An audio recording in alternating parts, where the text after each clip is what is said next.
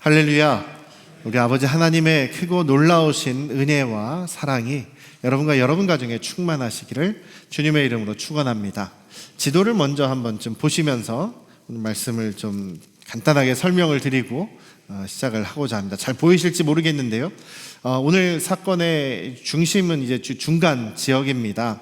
가운데에 이제 사해 바다부터 해서 저 갈릴리 호수까지, 갈릴리 바다까지 정확하게는 나타나 있지 않지만 요단강이 이렇게 흐르고 있죠.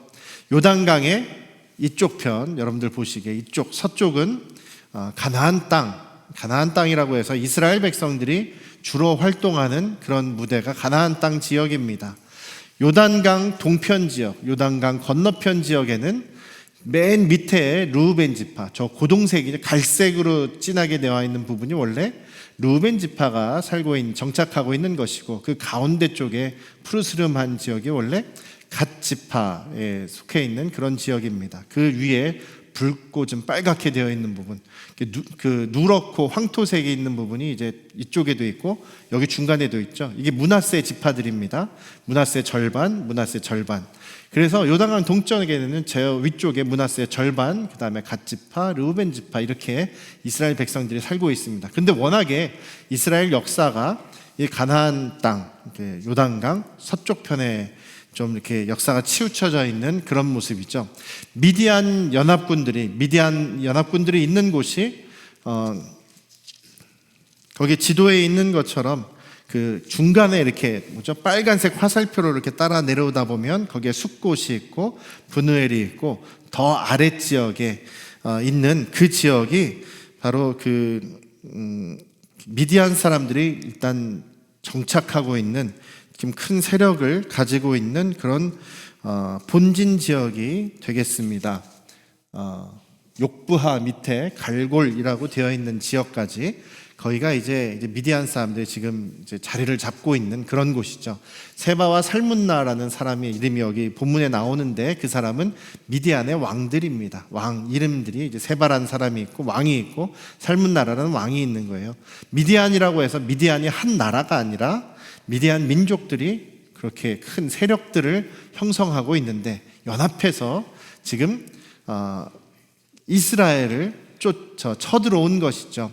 이스라엘을 쳐들어왔는데 그 빨간 지역 가운데 저 빨갛게 이렇게 화살표 있는 곳 그 위에 다볼산이라는 데가 있죠. 다볼 지역과 그 옆에는 또 이스라엘 평야가 이렇게 골짜기가 있어서 거기에서 이제 그 전투가 벌어졌습니다. 그 다볼 지역은 지금 누런 지역이죠. 그 므낫세 지파, 기드온에 소속되어 있는 그 지파의 므낫세 지파의 땅이었습니다.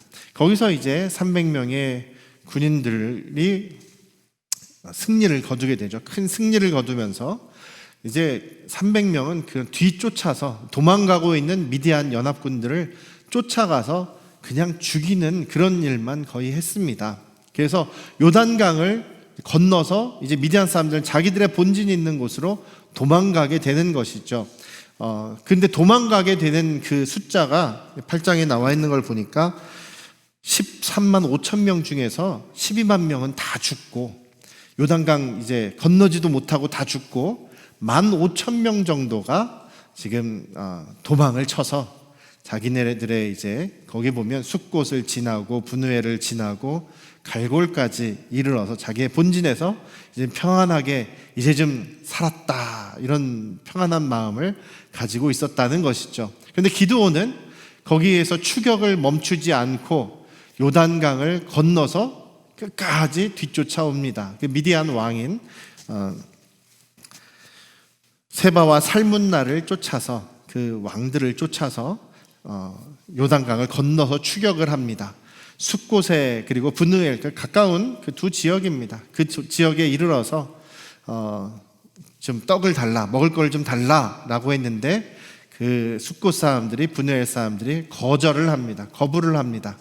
그래서 기드온은 할 수 없이 그냥 그대로 거기서 머무르는 것이 아니라 다시 출발을 해서 미디안 사람들 끝까지 쫓아가서 저 갈골 지역, 그 본진이 있는 곳까지 쳐들어가서 그 남아있는 15,000명까지 다 죽이고 승리를 하고 그 두 왕을 잡아가지고 데리고 오는 그런 내용. 그래서 그 두 왕을 죽이는 내용. 그리고 돌아오는 길에 숫꽃과 브누엘, 자기들 도와주지 않은 그 사람들에게 보복을 행하는, 벌을 주는 그런 내용이 여기 오늘 나와 있습니다. 오늘 말씀에서 우리가 이제 몇 가지 좀 질문을 하면서 이 말씀을 함께 나눠 보려고 하는데요. 첫 번째로, 대부분 그 사사들이 이제 전쟁을 할 때, 이스라엘이 전쟁을 할 때는 요단강 이 안쪽에서, 이 서쪽 가나안 지역에서만 전쟁을 했습니다. 전쟁이 거기에서 시작되고 거기서 그냥 끝납니다. 그 요단강을 넘어서까지 도망간 그런 사람들을 끝까지 추격해서 아주 씨를 말려버리는 그런 일은 거의 없었습니다. 근데 기드온은, 여기서 기드온만은 끝까지 쫓아가죠. 끝까지 추격을 해서 미디안의 본진까지 쳐들어가서 결국은 미디안의 두 왕을 잡아오게 됩니다. 자기들을 괴롭혔던 미디안을 전멸시키는 거 이해할 수 있습니다. 그런데 그 이유가 무엇이었을까? 끝까지 쫓아간 이유가 무엇이었을까? 이걸 한번 좀 생각해 봐야 되는데요. 끝까지 추적한 이유를 보니까 세바와 살문나 두 왕을 붙잡아서 그들을 신문하는 내용의 거기에 이제 기드온의 목적이 좀 보이는 것 같습니다.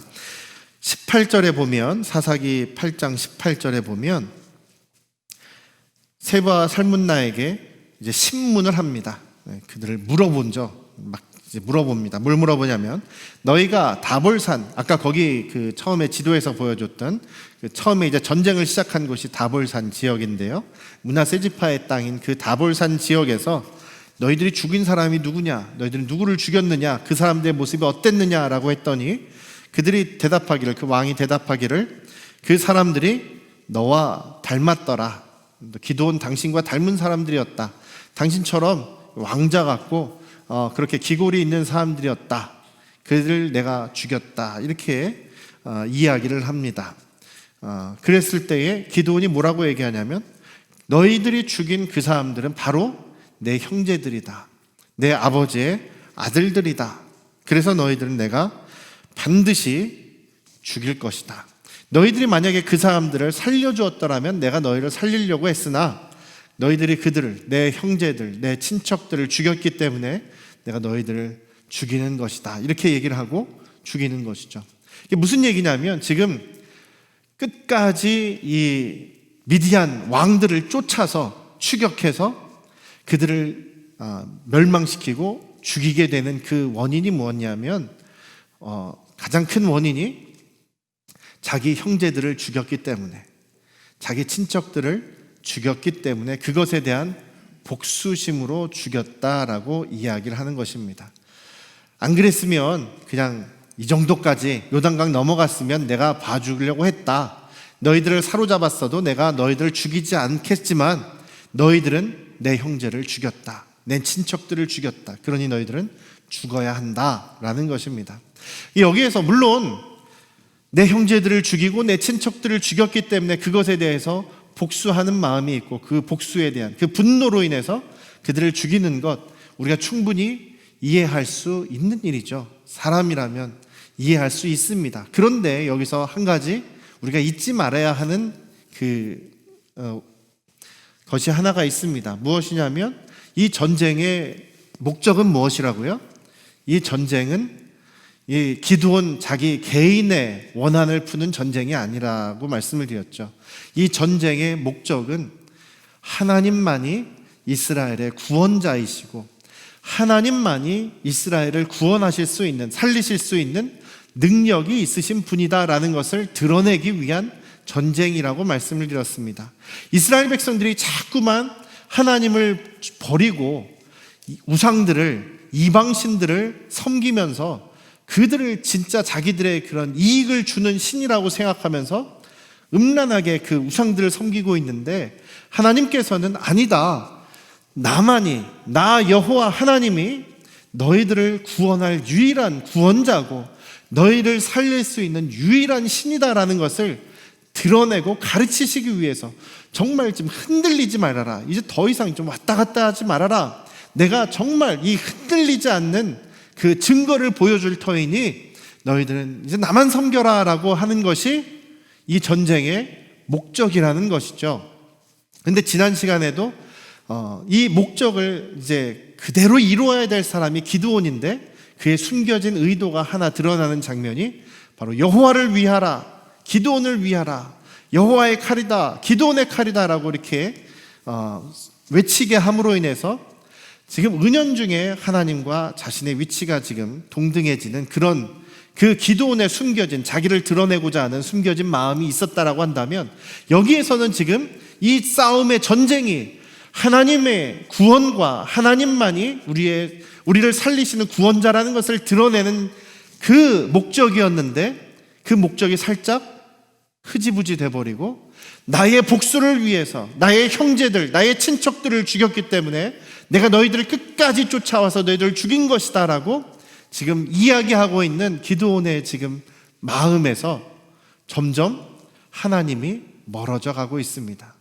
대신에 점점 자기의 목적이, 자기의 의도가, 내가 하고 싶은 것이 점점 더 강하게 드러나고 있는 것이 바로 기드온의 모습이라는 것이죠. 우리가 때때로 하나님께 영광을 돌리면서 살기를 원합니다라고 고백을 합니다. 하나님께서 우리를 구원하시고 우리를 자녀 삼아주시고 우리를 불러주신 목적은 바로 하나님의 다스림을 드러내며 하나님 나라를 드러내며 하나님의 영광을 드러내며 살기를 원하시기 때문이다라는 것이죠.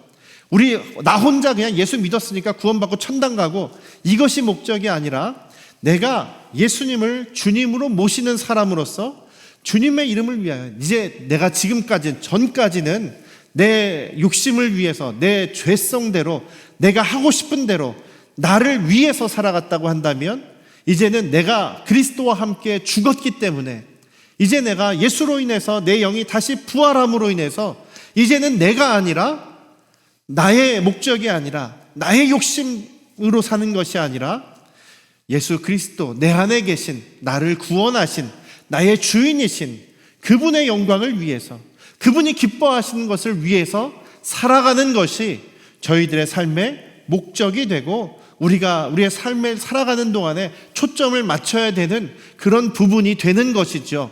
그런데 우리가 때때로 살아가다 보면 그런 목적, 그런 초점은 온데간데 없이 그저 주님, 제가 기도하니까 저희가 잘 먹게 해주세요, 잘 살게 해주세요, 돈 많이 벌게 해주세요, 경제가 풍부해지게 해주세요, 이런 것에 우리가 주객이 바뀐다 그러죠. 완전히 주객이 전도된 삶을 살아가고 있는 것 아니겠습니까? 아니, 돈 많이 벌면 뭐가 나쁩니까? 뭐 건강하고 행복하고 잘 살면 뭐가 나쁩니까? 할 수 있겠죠. 그렇지만 잘 되는 것, 잘 사는 것의 목적이 나 자신에게 있다면, 나의 이기적인 욕심에만 있다면 그것은 하나님이 전혀 상관없고 우리 예수님과 전혀 상관없는 그런 불신앙의 삶을 살아가는 그런 모습이 될 수밖에 없다는 것이죠. 왜냐하면 저희는 죄성을 가진 인간이기 때문입니다. 구원받은 하나님의 자녀이지만 여전히 우리 안에는 죄성이 계속해서 드러나고 녹아져 있기 때문입니다. 우리가 그렇기 때문에 정말 매일매일 하나님께 초점을 맞추며 살아가야 되는 것이죠. 우리 예수님의 말씀과 주님의 뜻에 초점을 맞추면서 살아야 되는데 그것이 너무나 어렵습니다.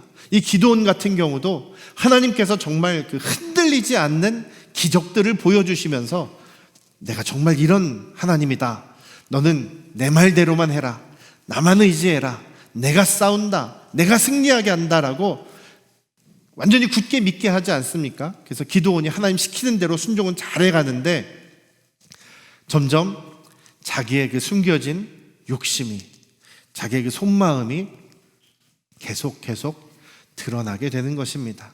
지난주에는 자기와 하나님이 동시에 이렇게 높임을 받는 자리로 올라가게 된다면, 은연중에 자기를 드러내는 그런 욕심이 드러난다고 한다면, 오늘 여기에서 미디안을 끝까지 추격하는 이유, 물론 복수하는 것, 원수를 갚는 것 나쁘지 않겠습니다만 하나님이 점점 멀어져 가고 있다는 것이 문제라는 것입니다. 점점 자기의 원한, 자기의 복수심으로 지금 하나님이 없이 자기의 일을 해나가고 있는 것이 문제다라는 것입니다. 이렇게 전쟁을 하게 되면서 점점 기드온이 하나님께 초점을 맞춰야 되는데 하나님께 초점을 맞추는 것이 실패하게 됩니다. 점점 하나님께 초점을 맞추지 않게 됨으로 인해서 여러 가지 문제들이 발생하게 됩니다. 한 3가지 정도 문제점들을 나눠 볼 텐데요. 첫 번째 문제는 자기 주변 사람들이 보이지 않게 되는 문제입니다. 자기와 함께하고 있는 사람에 대한 배려가 없어졌습니다. 지금 기드온은 자기와 함께하고 있는 이 300명을 데리고 요단강을 건너갑니다. 계속해서 바쁘게 지금 미디안 군대들을 쫓아가고 있습니다. 그러면서 요단강까지 넘어왔는데 그 넘어갔을 때에 이 주변 사람들의 상태가 어땠냐면 피곤에 쪄들어 있는 상태다라는 것입니다. 여러분들 생각해 보십시오. 13만 5천 명을 그냥 물론 자기들끼리 스스로 싸워서 죽인 숫자가 훨씬 많습니다만 도망가는 사람들 쫓아가면서 계속 때리고 죽이고 해보십시오. 얼마나 힘들겠습니까?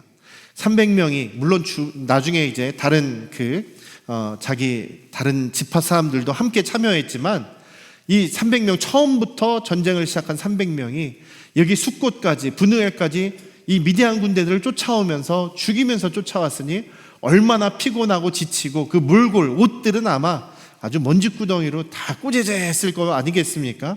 여기에 보면 8장 4절에도 그렇고 5절에도 그렇고 또 8장 15절에서도 그렇고 지금 기드온을 따르는 그 군인들이 백성들이 피곤하다라는 말을 지금 계속 기록하고 있습니다. 피곤합니다. 피곤하니까 이 사람들이 피곤해도 기드온을 지금 따라가고는 있습니다. 그런데 만약에 하나님께서 도우시는 전쟁이라고 하지 않았습니까? 그렇다고 한다면 이들이 조금 쉬었다가 전쟁을 다시 하더라도 그들이 능히 승리할 수 있었을 것입니다. 그렇지 않습니까? 하나님께서 하시는 전쟁이기 때문에 능히 승리할 수 있는 전쟁입니다. 그런데 지금 기드온은 아까도 말씀드렸듯이 이 미디안 왕들을 추격하는 이유가 자기 형제들을, 자기 그 친척들을 죽였기 때문에 복수심에 불타서 쫓아가고 있습니다. 주변 사람들이 힘들어도 물론 힘든 것은 알고는 있습니다만 그들을 계속해서 채찍질을 합니다. 갑시다 하면서 전진하라 계속 몰아붙이게 되는 것이죠. 피곤하고 지쳐있는 사람들이 보이지 않습니다. 지금 당장에는 따라가니까 문제가 되지 않을지 모르겠습니다만 점점 그 관계가 왜곡되고 깨지고 나중에는 하나님께서 원하시지 않는 그런 잘못된 관계가 되어버린다라는 것입니다. 나의 목적만 바라보고 내가 지금 하고자 하는 것만 바라보면서 이것만 해야 됩니다, 나갑시다 라고 혼자 나가게 되면 주변에 있는 사람들이 보이지 않을 때가 너무나 많습니다. 그래서 때때로 나는 정말 이것이 옳다라고 생각하고 막 밀고 나갔는데 주변 사람들은 지쳐서 쓰러지고 상처받는 그런 일들이 생길 수가 있다라는 것이죠. 실제로 이 기드온의 경우 자기의 생각에 지금 하나님께 초점을 맞추지 않기 때문에 주변에 사람들이 보이지 않고 주변에 사람들을 배려하는 마음이 없어짐으로 인해서 점점 기드온의 그 모습이, 기드온으로 인한 그 삶의 모습이 점점 하나님과 멀어지는 그런 모습이 될 수 있다라는 것입니다. 여러분들은 여러분들 주변에 있는 사람들을 얼마나 배려하면서 살아가고 있습니까? 여러분들 주변에 있는 여러분들의 가족이나 형제 자매들, 우리 믿음의 형제 자매들을 얼마나 사랑하며 얼마나 품어주면서 가고 계십니까? 나는 이걸 할 수 있는데 너는 왜 못해라고 하면서 정죄하거나 버리거나 못 따라와? 그럼 넌 아니야 라고 하면서 그냥 관계를 쉽게 깨어버리는 그런 모습은 아니십니까? 우리 주님이 원하시는 그런 관계의 모습은 사랑하고 품어주고 용서하고 또 함께 하나가 되는 것을 원하십니다. 그렇기에 오늘 우리가 또한 우리 주님이 원하시는 것이 무엇인지를 초점을 맞춰야 될 것입니다. 믿으십니까? 우리 안양 성도교회 가족들은 주님이 원하시는 그 사랑의 관계들로 서로를 배려하고 돌아보실 수 있는 저희들 되시기를 주님의 이름으로 축원합니다. 두 번째로 더 큰 목적이 있습니다. 하나님께서 아까도 계속 말씀드리고 있지만 이 전쟁의 목적은 무엇이라고요? 하나님만이 이스라엘을 구원하시는 분이시다. 하나님만이 이스라엘을 살리시는 분이시다. 이것을 알게 하기 위한 것이고, 하나님은 살리시는 분. 이스라엘을 지금 기드온이라는 지도자를 세워서 이스라엘을 살리려고 하신 것이죠. 살리시는 게 목적입니다. 그런데 지금 기드온은 하나님께 초점이 맞춰져 있지 않기 때문에 살려야 되는 이스라엘 자기 민족을 오히려 죽이게 됩니다. 하나님의 목적을 지금 따르지 않고 있죠. 구원해야 되는데 오히려 멸망시킵니다. 숫곳 사람들, 브누엘 사람들을 멸망시켜버립니다. 그 이유가 뭐냐고요? 이유가 뭐죠? 자기들에게 떡을 안 줬다고, 자기들에게 음식을 제공해 주지 않았다고 지금 복수를 하는 것입니다. 하나님께서 그것을 원하셨겠습니까? 아닙니다. 잘못했다라고 하더라도, 잘못했다라고 사과하면 용서해 주는 것이 하나님의 성품이죠. 하나님의 뜻입니다. 여기서 지금 기드온은 복수심에만 불타고 있습니다. 미디안 사람들에 대한 복수심, 또 미디안 사람들에게 복수를 행하는데 자기가 하나님의 이름으로 싸우고 있는데 자기를 안 도와줘? 너희들은 복수를 당할 것이다. 기드온이 그 숫곳 사람들한테 이야기하죠. 7절에서 그러냐? 우리가 안 도와주겠어? 여호와께서 세바와 살문나를 내 손에 넘겨주신 후에 내가 들가시와 가시 그리고 찔레들로 너희의 살을 찢어버릴 것이다. 저주를 퍼붓고 나아갑니다. 실제로 돌아와서 그대로 행하게 됩니다. 아까 여러분들 지도를 보셔서 아시겠지만 아까 요단강 서쪽에 있는, 요단강 건너편에 있는 이 가나안 땅 사람들은요 7년 동안 그 미디안, 그 요단강 동쪽에 있는 이 미디안 사람들로부터 괴롭힘을 당했습니다. 근데 1년 365일 매일 당했겠습니까? 아닙니다. 미디안 사람들도 요단강 건너오려면 쉽지가 않습니다. 그래서 주로 이들이 추수할 때, 타작할 때, 뭔가 곡식을 얻어들일 때, 과일을 얻어들일 때 그런 시기에 쫓아와가지고 전쟁하고 뺏어가고 약탈하는 그런 것입니다. 7년간 이렇게 고생을, 그런 어려움을 당했다는 거죠. 그런데 아까 지도에 보신 것처럼 요단강 동쪽에 르우벤 지파, 갓 지파, 므낫세 반쪽 지파가 있다 그랬죠. 그 아래쪽에 미디안 그 세력들이 있습니다. 미디안 족속들이 살고 있습니다. 그 요단강 동편의 북쪽에는요 여기 또 사막, 동쪽 사막 부족들이 살고 있습니다. 이게 지금 그 가나안 땅 사람들이 당하는 고통보다 이 요단강 동쪽에 살고 있는 사람들의 고통이 더 심했으리라고 우리가 충분히 기억할 수 있습니다. 자, 보십시오. 숫곳 사람들, 브누엘 사람들은 그동안에도 계속 이 미디안 사람들로 인해서 고통을 당하고 약탈을 당하고 어려움을 당하고 있습니다. 그런데 그 미디안 사람들이 이 가나안 땅까지 갔다가 전쟁에서 패했습니다. 어쨌든 패하고 도망치고 있어요. 도망치고 있지만 몇 명이라고요? 15,000명이 남아 있습니다. 15,000명이 지금 적은 숫자가 아니지 않습니까? 15,000명이 지금 도망을 가고 있어요. 도망가는 거 다 봤을 겁니다. 그리고 나서 그 15,000명을 추격하려고 온 사람이 기드온이랑 몇 명이요? 300명. 300명이 중심이 됐겠죠. 근데 몰골을 보니까 어떻습니까? 다 피곤해 쪄들어 있고 다 지금 지쳐 있고 그런 상황이에요. 15,000명 대 저 지쳐 있는 300명. 그들이 봤을 때 어떻게 생각하겠습니까? 저 사람들이 좀 도와달라고 하는데 혹시라도 도와줬다가 저 15,000명 이상 되는 그 미디안 군대에게 지기라도 해봐라. 그 미디안 군대가 자기들에게 돌아와서 얼마나 더 큰 해코지를 하겠느냐, 이 생각 들지 않겠습니까? 충분히 들겠죠. 미디안이 만약이라도 이겨서 저 기드온을 죽이고 자기들에게 와서 너희들 왜 우리들을 추격하는 기드온을 도와줬냐라고 해코지를 한다면 자기들은 정말 큰 어려움에 빠질 수 있다라는 걸 상상해 볼 수가 있습니다. 그런 상황은 지금 들어보려고 하지도 않습니다. 나를 도와주지 않았어? 너희들은 우리가 무사히 돌아오면 너희들은 내가 가만 안 두겠어. 지금 기드온의 모습입니다. 하나님께서는 이스라엘 민족을, 그 백성들을 살리려고 이 전쟁을 하시는데 하나님께 초점을 맞추지 못하니 자기의 그 개인적인 복수심만이 가득 드러나게 되는 것입니다. 그래서 살려야 될 자기 민족을 오히려 죽이는 결과를 가져왔다라는 것입니다. 나 개인적인 그런 그 복수심이나 나 개인적인 이런 모습, 내 그 분노, 이것에 따라서 일을 행하게 되면 결국 하나님이 드러나지 않습니다. 예수님의 십자가 부활이 드러나지 않습니다. 예수님과 상관없는 나 혼자만의 개인적인 일이 됩니다. 그럼 어떻게 됩니까? 부작용들이 생기게 됩니다.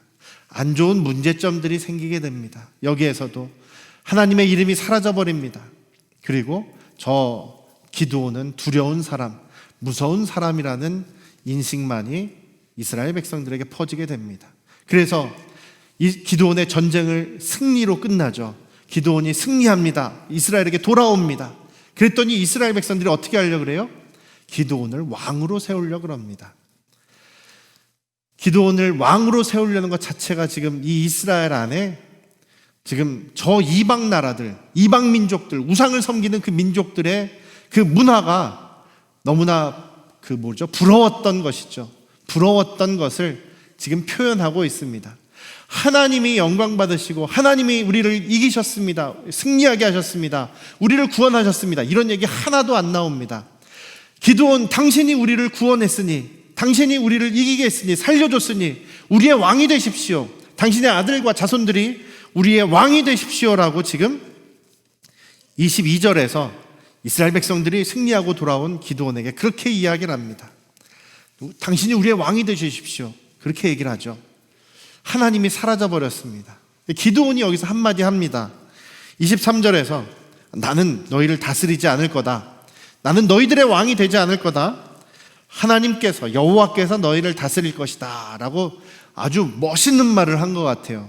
멋있는 말을 한 것 같은데 그 기드온의 말은 그런데 그 기드온의 다음 행동들은 전혀 그 말과 맞지가 않습니다. 자, 내가 너희를 다스리진 않을 거야. 하나님이 너희를 다스릴 거야. 나는 왕이 되지 않을 거야. 하나님이 너희의 왕이 되실 거야. 이렇게 말은 해놨어요. 멋있게 해놨어요. 그런데 그 다음에 뭐라고 얘기하냐면, 그런데 너희들이 이번 전쟁에서 그 미디안 군인들에게서 탈취한 물건들 중에서 귀걸이는 나한테 갖고 와라. 그 미디안 군인들이 금으로 귀걸이들을 하고 있었나 봐요. 그 귀걸이들을 나한테 갖고 와라. 그건 나한테 바쳐라. 내 몫으로 줘라. 그랬더니 이스라엘 백성들이 알겠습니다. 그 정도야 드리죠 하면서 기드온에게 다 그 귀걸이들을 모아서 줍니다. 그랬더니 그것이 금 1700세겔이었다. 굉장히 무거웠다라는 죠. 어마어마한 양이었다라는 얘기입니다. 그 금 귀걸이가요, 어마어마한 양이었다는 얘기예요. 10만 명 이상 되는 사람을 죽이고 빼앗았으니까 얼마나 많겠습니까? 근데 그 금귀걸이를 모아가지고 기드온이 뭘 하냐면 옷을 하나 만듭니다. 금으로 옷을 만들었어요. 금으로 옷을 만들었는데 그 옷이 에봇이라는 옷입니다. 에봇은 뭐냐면요, 제사장들이 입는 옷이에요. 하나님의 제사장들이 입는 옷이에요. 그렇다는 얘기는 뭐냐면 이거는 그 옷을 만들어 가지고 전에 자기 아버지, 자기의 성에 있었던 그 바알의 제단을 부시고 아세라상을 다 찍어버리지 않았습니까? 그 자리에다가 그 옷을 놔둔 거예요. 그리고 사람들이 그 에봇을 볼 수 있도록 전시를 해놓습니다. 기드온이 만든 에봇이다. 기드온의 에봇이다. 사람들이 보게 합니다. 그 결과 어떻게 됩니까? 사람들이 그것을 보면서 그것을 우상시합니다. 음란하게 그것을 섬겼더라. 이렇게 얘기를 합니다. 그러니까 뭐냐면 자기가 우상을 만들어 놓은 거예요. 그 우상은 뭡니까? 자기 자신이에요. 기드온은 나는 여러분들의 왕은 안 될 겁니다. 그런데 금으로 제사장의 옷을 만들어 놓고 그것을 보게 합니다. 기드온이야말로 우리의 제사장이다. 자기가 왕은 되지 않지만 하나님과 이스라엘 백성을 연결하는 사람이 바로 자신이라는 얘기입니다.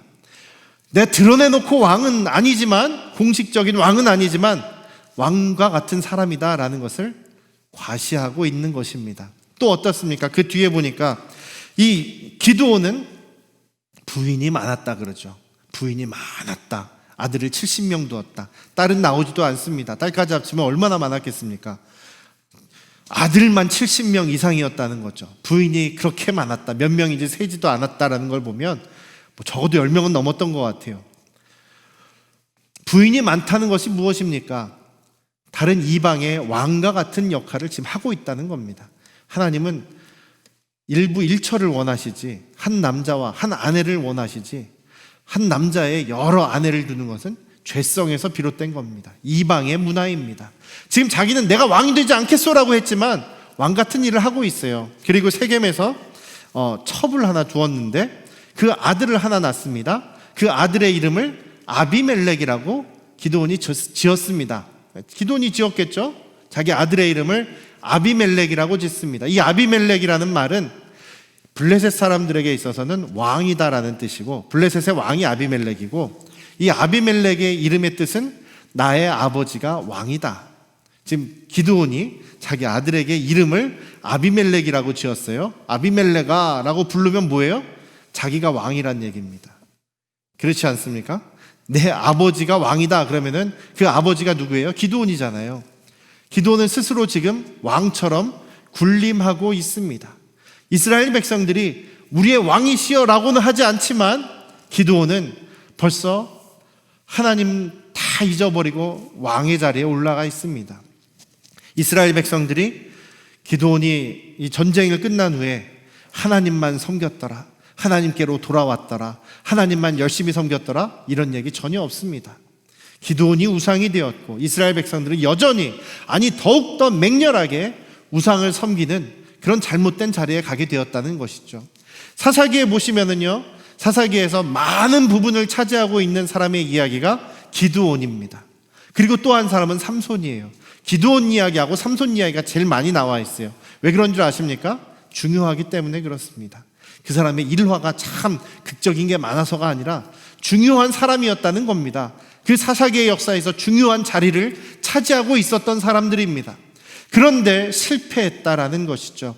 기드온의 경우 하나님만이 정말 유일하신 구원자시고 하나님만이 영광 받으시고 우리를 살리시는 유일한 분이라는 것을 이스라엘 백성에게 가르치고 확신시켜줄 그런 기회였는데, 기드온이 하나님만을 바라보지 않았기 때문에 자기의 이름을 은연중에 높이기 위해서 자기의 복수심으로 인해서 거기에 초점을 맞춰서 일을 해나가다 보니까 하나님은 저기 어디 사라져버리고 자기 이름만이, 기드온 이름만이, 여룻바알의 이름만이 그렇게 사람들에게 각인되고 드러나게 되었다라는 것입니다.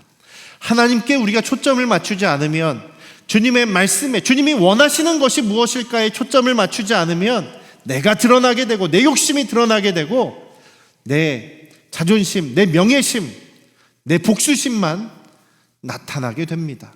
하나님은 저기 어디로 사라져버리고 나의 목적만이 드러나게 되고 그것은 계속 잘못된 문제들, 위험들, 부작용들만 일어나게 하는 것이죠. 사랑하는 우리 안녕 성도교회 가족 여러분, 그러면 우리가 어떻게 우리가 정말 변하지 않고 우리의 삶 속에서 계속 우리 예수 그리스도, 우리의 주인 되시고 우리를 구원하신 예수 그리스도에게 초점을 맞출 수가 있겠습니까? 저는 사도 바울의 예가 우리가 따라가야 될 그런 모습이 아닌가라는 생각을 해보게 됩니다.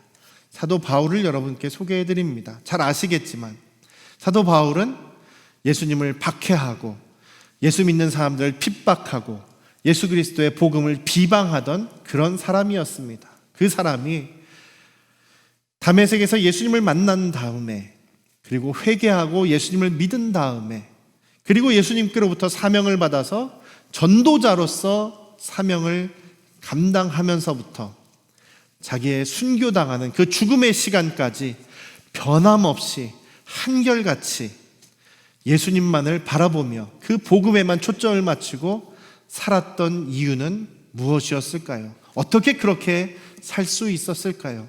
디모데전서 1장에 그런 표현이 나옵니다. 디모데전서는 이제 바울 사도가 돌아가시기, 순교당하기 그렇게 멀지 않은 때에 기록된 그런 편지입니다. 디모데전서, 디모데후서가 이렇게 오랜 기간 떨어져서 편지가 된 것이 아니라 몇 년 사이에 디모데에게 2번 전해진 편지입니다.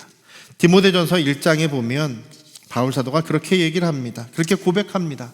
자신은 과거에 예수님을 비방하였고 성도들을 박해했던 그런 사람이었다. 그러나 내가 오직 예수 그리스도의 은혜로 내가 구원을 받았다. 예수님의 은혜가 없이는 나는 지금도 아무것도 아니다. 왜냐하면 나는 죄인 중에 괴수이기 때문이다. 나는 죄인 중에 괴수다라는 고백을 합니다. 무슨 말씀이에요? 지금 바울 사도가 예수님을 믿은 지도 굉장히 오래됐고 그 오랜 시간 정말 한결같이 예수님을 위해서 목숨까지 걸은 그 사람인데 여전히 나는 굉장히 나이가 많고 연배가 많고 신앙의 깊이도 깊은 그 나이에도 불구하고 나는 죄인 중에 괴수다. 여전히 바울 사도가 지금 죄를 짓고 있다는 얘기가 아닙니다. 그렇지만 여전히 나는 죄성으로 가득 차 있고 내가 뭔가를 하려고 살아가는 것이 아니라 오직 예수님의 은혜가 나를 살아가게 하고 예수님의 은혜 때문에 내가 지금도 내가 주님께 영광 돌리며 살아가려고 하는 것이 바로 나의 모습이다라고 고백하고 있는 것입니다. 여러분들은 어떠십니까? 내가 이제 예수님을 믿은 지 20년 됐고 30년 됐고 40년이 됐으니 나는 이제 구원받기도 충분하고 나는 이제 이 정도면 충분한 믿음이 있어라고 그렇게 자랑스럽게 얘기하실 수 있는 분들이 계시겠습니까? 아니죠. 우리가 예수님의 십자가를 바라보고 예수님의 그 말씀에 비추어서 나를 돌아보면 나는 여전히 죄성이 있는 죄인의 모습이고 나는 여전히 오늘도 변해가야 되고 여전히 오늘도 예수 그리스도의 십자가에 내 몫을 박아야 하는 그런 부족한 사람이라는 것입니다. 그런 부족한 사람이지만 오직 주님의 은혜 때문에 내가 구원받게 되었다는 이 사실을 내가 오늘도 잊어버리지 않는다면 나는 오늘도 우리 주님께 초점을 맞추고 살아가는 삶이 될 수 있을 것입니다. 믿으십니까? 사랑하는 우리 안양 성도교 가족 여러분, 내가 완전하지 않습니다. 저와 여러분들이 완전하지 않습니다. 온전하지 않습니다. 그렇기 때문에 우리는 여전히 죄인의 모습, 죄성을 가지고 있습니다.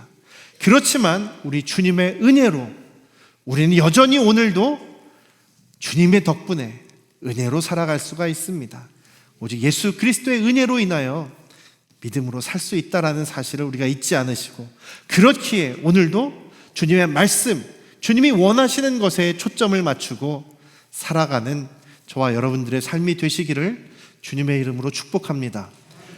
관계 안에서 다른 사람들과의 관계 속에서 내가 오늘 살아가는 그 목적이 무엇이냐에 있어서 주님만이 높임을 받으시고 드러나게 되시기를 다시 한번 주님의 이름으로 축원합니다. 기도하시겠습니다. 아버지 하나님, 짧은 이 전쟁의 시간들 속에서 분명한 하나님의 목적이 점점 더 사라져가고 기도원 자신의 목적, 자신의 욕심, 욕망, 자신의 복수심, 자신의 이기심이 드러나는 것을 보게 됩니다. 그렇게 됨으로 인해서 하나님의 이름이 다시 한번 이스라엘 백성들에게 유일하신 하나님, 유일하신 구원자, 유일하신 우리의 주인이심을 드러내야 하는 그 전쟁이 기드온의 이름이 올라가고 기드온이 구원자가 되어버리는 그런 안타까운 결과가 드러나게 되었음을 보게 됩니다.